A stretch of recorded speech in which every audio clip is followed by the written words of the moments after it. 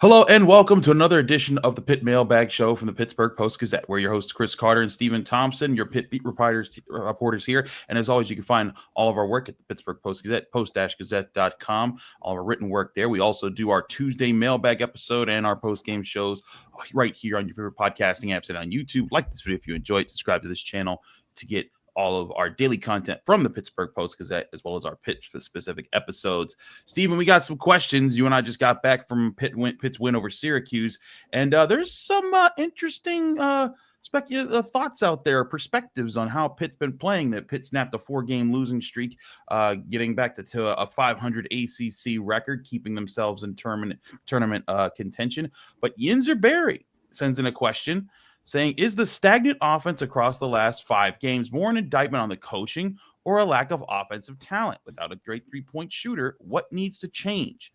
Now, Stephen, looking at the last 5 outings, I think there were some bad, offensive showings as far as, like you look at Duke, you look at Florida State, they needed to be better, but they just won with scoring 77 points. They lost with 75 against Clemson, and they lost with 78 against Louisville. I don't know if it's a stagnant offense that has been the biggest problem for Pitt. I know there's some clutch moments where they don't come through, but what say you about a stagnant offense that Pitt has right now? Yeah, I think you're right. There have been moments where Pitt's offense has been stagnant. I mean, the end of that Clemson game was pretty tough to watch. I mean, Jaland Lowe and Leggett made some great plays in that game, but I think Pitt I guess not trusted them too much, but, put too much on their plate and didn't give them enough options, I think, at the end of that game. So I think I understand where the sentiment comes from, but in my mind, that Syracuse game was really what it's supposed to look like. Even when they weren't able to put the ball in the basket during the first half, they only scored 32 points. I thought they moved the ball pretty well, and the shots just didn't go down. I thought they generated a ton of clean looks, or they got fouled. So it's supposed to look like what it looked like against Syracuse, with Leggett and Lowe being playmakers as opposed to just pure scorers. You want Lowe and Leggett to be able to get their shots and put the ball in the basket, but those are going to come, I think, especially more when they move the ball. And we've talked about this a couple times, but when those guys are a threat to pass, and Jeff Capel even mentioned that today, he said that there are certain teams that just don't think that Jaland and Ish are going to pass when they have the ball and when they drive and when they, try to attack the rim.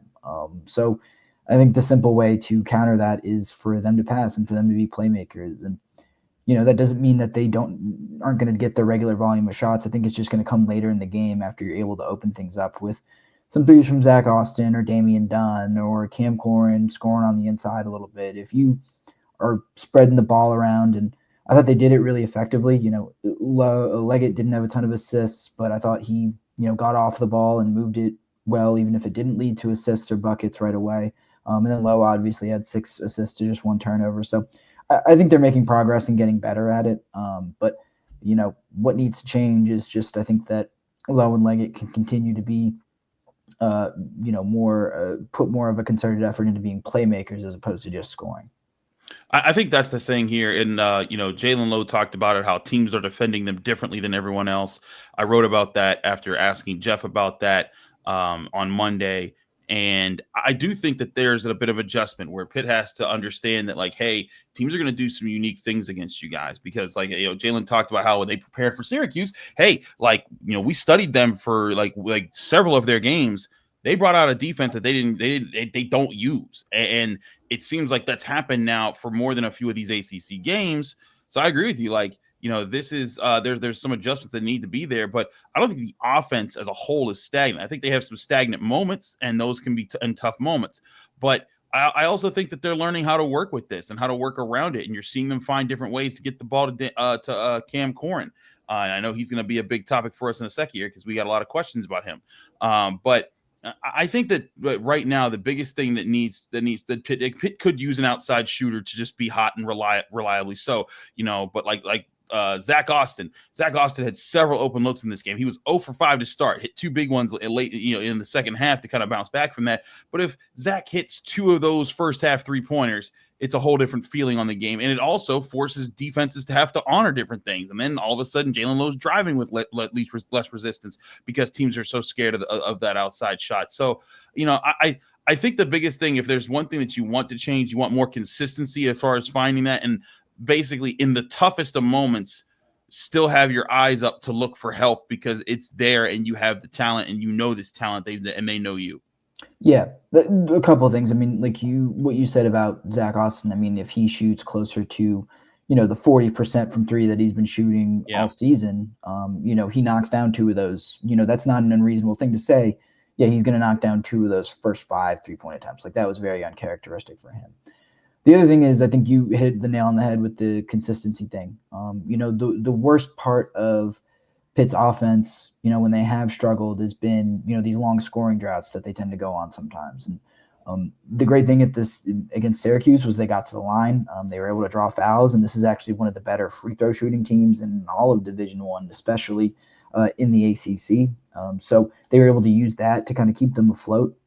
But this is still a team that I think entering today, they were ranked 19th in Ken Palm's adjusted offensive efficiency. So the offense really isn't the problem for this team, at least in my mind. And so I think, they've been stagnant at times, but I think more than anything, there have just been times where they get into lulls and where the shots just aren't falling. I thought that was even the case against Duke. Like, I thought they generated pretty good looks for the most part against Duke. Maybe there were a couple ill-advised shots here and there, but on the whole, I wouldn't describe this offense as stagnant necessarily, even if there are some moments where it is stagnant. We got 2 questions on Cam Corhen. We'll start off with Martin, who says, why is Cam Corhen getting 35 minutes or more in each of the last 3 games? Now, statistically, that's not true. He got 36 against Syracuse, sure, but he got 29 against Clemson, 26 against Florida State. He did have 36 and 38 against Louisville and Duke, but it's not like he's in there all the time, every game. But I think it comes down to Steven. He's been a good player for Pitt. He has scored in the double digits in 4 of his last 5 games, 6 of his last 8 games. And like in this game in particular, I thought early on his scoring was what kept Pitt in the running as Syracuse was just hitting shot after shot. Cam Corhen was just going. They had no answer for him as a scorer. And I think that's something he's done very well. So I think part of the reason he's playing so many minutes is because he's earning them. Yep. Yeah, I understand the sentiment. Played a bunch of minutes against Syracuse, but I thought they needed as much size as possible in the lineup. But yeah, I mean, we've gone back and forth about this for a while. I mean, I think Cam has been good, if not necessarily spectacular. He's certainly an upgrade over what they had last year, especially offensively. I think that's the biggest reason why he gets so many minutes is that he is their best big man. I mean, best offensive big man, at least. I think, if you look at some of the advanced analytics, Guillermo is a better rebounder. But you can certainly complain about the way, I think there are definitely some qualms we had with the way that Cam is either rebounded or defended at certain times. He's still, at the end of the day, scoring in double figures. In conference play, he's close to 7 rebounds a game. And he's doing it all on really high shooting efficiency. So, that's the simple answer. If I'm reading between the lines and, Martin's asking, why isn't anyone else getting more minutes? I think, Guillermo has still kind of struggled with his shot. He's still under 30% from 3. He's a good rebounder, but if, he's an offensive liability, and we just talked about some of those lulls that this team has went through, then that's certainly a problem. And then, people love Papa Conte. I love him too. And I love his energy. But as Jeff Capel said today, he's got a ways to go before he kind of understands more completely. I guess you could call it understanding the playbook more completely. So understanding people's frustrations with Cam, I don't think I'm as doom and gloom about him or as down on him as maybe some people in the fan base are. But the simple answer is that he's been their best option at center for most of this season. And I don't know if that's going to change really anytime soon. No argument there. Let's keep it going with another Cam Corhen question. Robert asks, why do you think Cam Corhen is so bad at rebounding? He has the size to be a very effective rebounder, slow, reactive jumper, too many minutes, causing him to be winded and tired. Steven, what's your response to this question?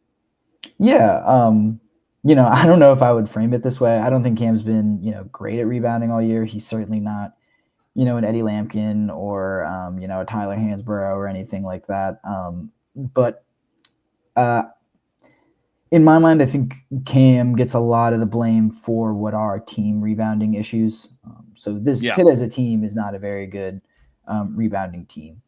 There were times where that was because Cam wasn't used to the minutes that he was getting, the high number of minutes that he was getting, and he was getting tired. And you could see that more when he was fouling as well. There are times where I think he does maybe read a miss off the rim wrong or something like that. But I also, when we were right there, right up against the court at Syracuse, I saw him trying to box out a lot. I don't think he's, I don't think you see as many effort lapses.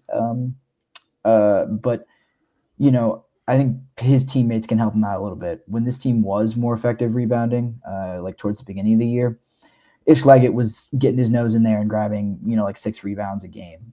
Zach Austin was chipping in a little bit here and there. You had a little bit more size at the guard position with Damian Dunn there too. And there was a bit healthier of a dose of Guillermo in there as well. And they were playing with more size. And I think they've gone away from double big lineups a little bit more. But against Syracuse, I saw Cam trying to box out Lampkin, but didn't really matter when there were, 3 Syracuse players or 2 Syracuse players in the paint, and Cam's the only Pitt guy rebounding there. And so Zach Austin told us after the game that it might take more of a team effort. Again, I understand people's frustrations with Cam. I don't know if he's necessarily been what he was promised, but I would say he's a little bit better than I think people are giving him credit for on both ends of the court.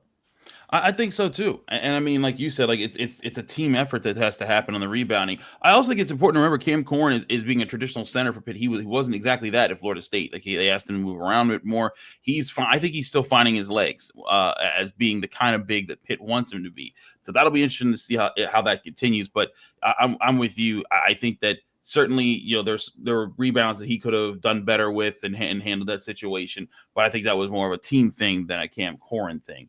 Specifically against Syracuse. Other performances we could go into that in more detail. But last question here, we got this one from TD who asked a football question. What's a forward looking expectation for Pat Narduzzi and Pitt football in December? It's an interesting question at this time of the year. But we are getting the schedule release tonight. We're recording this on a Monday, and in about 4.5 hours, we'll know exactly what their schedule looks like. We know a few of the teams, but the portal season I think has been pretty interesting for them. They certainly bolstered the offensive line. I think that gives me a little bit of confidence. But you lost some of your best receivers, which I think does concern you a little bit. They added some guys to the transfer portal, but not guys with that great of a track record, that noticeable of a track record. So right. It's tough. You don't really know what the roster is going to look like come, August 30th, I believe their first game is against Duquesne. You don't necessarily know what the team is going to look like there. But what we do know is that I think the schedule gets a little bit harder. So, you sub out, a Clemson or a Cincinnati who had a decent season, and you take out SMU as well. But you have to play Notre Dame, you have to play Miami, you have to play Louisville again, you have to play Florida State, who you would expect is not going to be a 2-win team again. But, Georgia Tech is really dangerous and really good and really solid. Syracuse has the arrow pointed up there, and they're on the schedule as well. So the flip side of this is that I think Pitt got better. They should be better. I think this team is going to be better than the 2024 team. But, man, that schedule is kind of brutal, to be quite honest. So, it's hard to prognosticate. I mean, you expect improvement, but just how much, I'm finding it hard to say, quite honestly.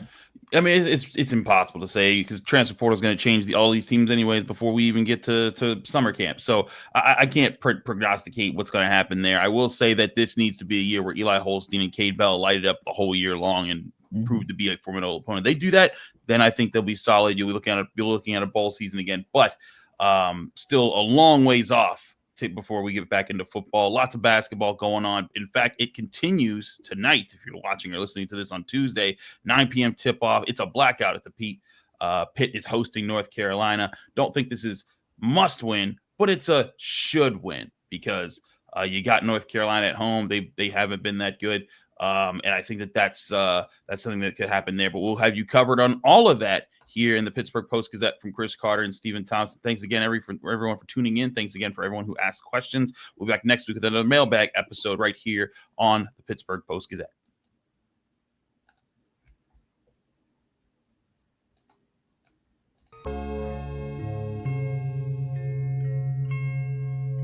Thank you for checking out this content from Post-Gazette Sports. If you watch this video on YouTube, please like the video and subscribe to our channel.